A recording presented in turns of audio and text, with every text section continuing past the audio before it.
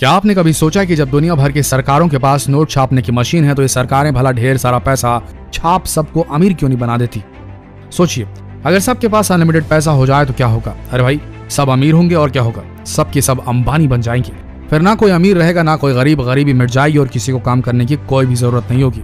बस सुबह उठो, पैसे उड़ाओ और उड़ाते रहो। फिर तो कोई भी भूखे पेट भी नहीं सो पाएगा, ना कोई किसान मरेगा, ना किसी को सरकार से शिकायत होगी।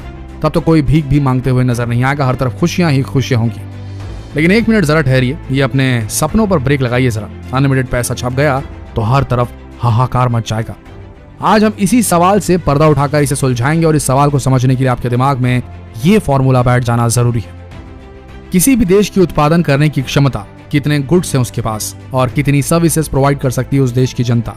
सर्विसेज यानी कि डॉक्टर कंसल्टेशन से लेकर के ऑटो मैन्युफैक्चरिंग तक जितने भी हैं। गुड्स का मतलब दलहन तिलहन से लेकर गोल्ड तक जितने भी एक देश के पास गुड्स और सर्विसेज होते हैं उतनी ही करेंसी यानी कि मुद्रा उस देश के पास होनी चाहिए। ये है फाइनल फॉर्मूला। किसी देश में उत्पन्न होने वाली गुड्स एंड सर्विसेज की कीमत इक्वल टू देश की मौजूदा मुद्रा।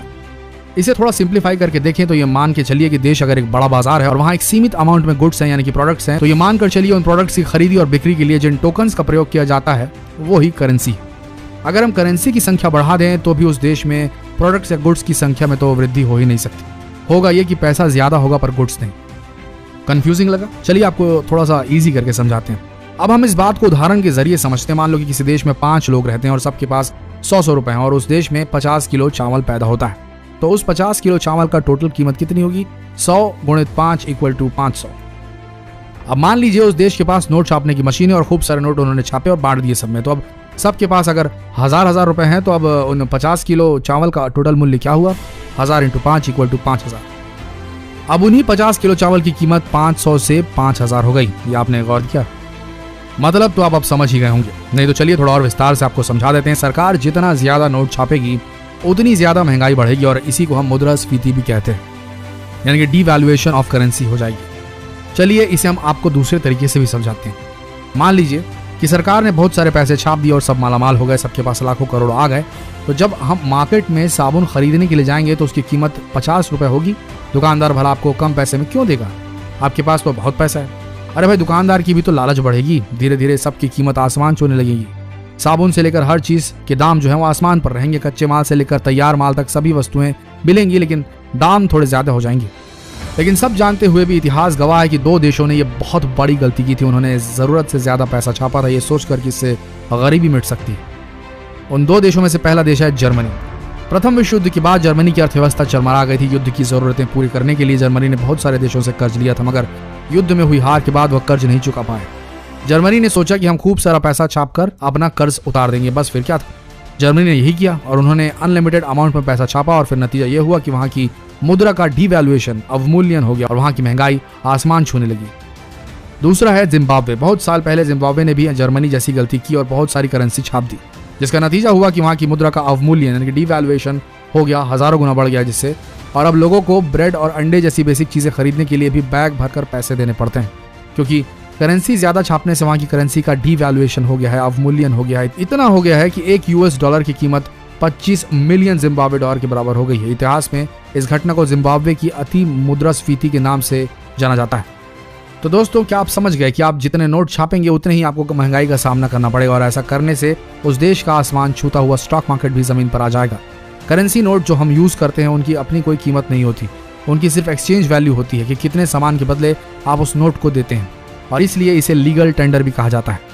जैसा आप कानून द्वारा ऑथराइज्ड हैं कि आप किसी भी गुड्स या सर्विसेज के बदले उस नोट को एक्सचेंज कर सकते हैं। किसी भी देश में कितनी करेंसी प्रिंट करनी है ये तो खुद देश की सेंट्रल बैंक, उस देश की जीडीपी, राजकोषीय घनत्व, विकास दर जैसे कई कारकों को ध्यान में रखकर तैयार किया जाता है। इस तरह से अनलिमिटेड पैसा नहीं छापा जा सकता। भारत में आरबीआई तय करती है कि कब और कितनी करेंसी प्रिंट करनी है। चलिए अब जानते हैं कि पैसे छपते हैं कहाँ, इनका पेपर कहाँ से आता है, इनका क्या कैसे होता है। तो सबसे पहला है, पैसे का पेपर कहाँ तैयार होता है। भारतीय पैसों का पेपर ज्यादातर दुनिया के 4 देशों में होता है। इन देशों में पेपर बनाने की आधुनिक मशीनें, तो चलिए जानते हैं वो कौन से देश हैं। पहला अमेरिका का पोर्टल, दूसरा फ्रांस का अर्जो विगिस, तीसरा स्वीडन और चौथा लुसेंटल पेपर फैब्रिक। हमारे देश में पैसा छापने की मशीन कहाँ है? पैसा बनाने की मशीन एमपी के देवास, दूसरा मैसूर, तीसरा सालबोनी, चौथा नासिक में है। देवास में नोट की स्याही और 10, 50, 500 के नोट छापे जाते हैं। मैसूर में 2000 के नोट छपते हैं। आपको बता दें कि देवास में एक साल में 265 करोड़ रुपए के नोट छपते हैं। इसके अलावा हमारे देश में एक पेपर मिल, 4 बैंक नोट प्रेस और 4 टकसाल मिल है। टकसाल मिल देश के 4 शहरों में, जिनमें मुंबई, हैदराबाद, कोलकाता, नोएडा शामिल है, वहां पर है।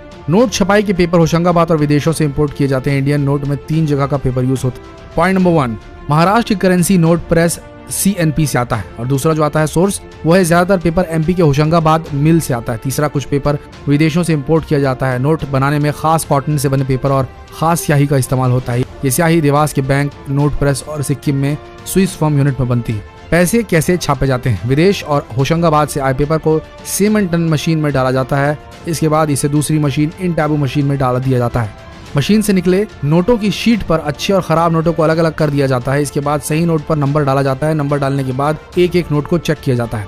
खराब नोटों का क्या करते हैं? जब नोट खराब हो जाते हैं तो उन्हें बैंक में जमा करवा दिया जाता है। बैंक उन नोटों को मुख्य कार्यालय में भेज देता है। वहाँ उनकी जांच होती है और उनकी जगह नए नोटों को छाप दिया जाता है। पैसे हम तक कैसे पहुँचते हैं? इंडियन रिजर्व बैंक के देश में 18 ऑफिसेस हैं। अहमदाबाद, बेंगलुरु, बेलापुर, चेन्नई, चंडीगढ़, भोपाल, जयपुर, हैदराबाद, गुवाहाटी, कोलकाता, कानपुर, जम्मू, मुंबई, नागपुर, पटना, तिरुवनंतपुरम, भुवनेश्वर, लखनऊ। सबसे पहले नोट इन ऑफिसेस में पहुंचते हैं। इसके बाद अलग अलग बैंकों में भेज दिए जाते हैं। तो आशा करते हैं आज आपको करेंसी से जुड़ी वो हर जानकारी मिल गई होगी जिसे आप अभी तक खोजा करते थे। आशा करते हैं वीडियो आप सबको पसंद आई होगी। इस वीडियो की जानकारी अपने तक सीमित न रखें। अपने फ्रेंड्स, फैमिली, रिलेटिव्स में इस वीडियो को शेयर करना बिल्कुल न भूलें। धन्यवाद।